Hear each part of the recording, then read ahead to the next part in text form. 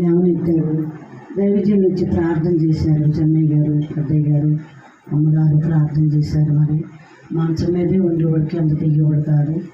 మరి అనంతగానో దేవుడు సంఘం ప్రార్థన చేయగా, దైవజనులు ప్రార్థన చేయగా దేవుడు మొరాలకించి మా ఆయన్ని లేవనెత్తి నడిపించాడు.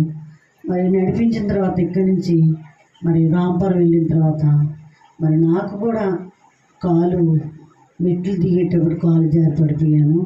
పడిపోయినప్పుడు 2 ఎముకల చెట్లు అని మరి అక్షరం తీసినప్పుడు చెప్పారు. మరి దేవుడు మహాకృపను బట్టి మరి సిమెంట్ కొట్టు కూడా 20 రోజులు వేసుకున్నాను.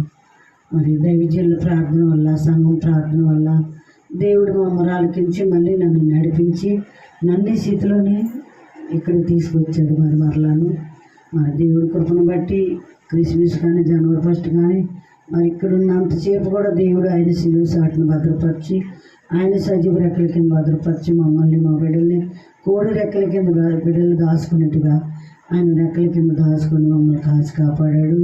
మళ్ళీ మేము ప్రయాణం అవుదామని ఇక్కడి నుంచి అనుకుంటున్నాము. మనకి ఎంతో మేలు చేశాడు. మమ్మల్ని, మా బిడ్డల్ని పోషించి నడిపించాడు. మరి మళ్ళీ మేము దేశం ప్రయాణం అవుదాం అనుకుంటున్నాము. మరి మా అబ్బాయికి అయితే మరి ఈ సంబంధం మేము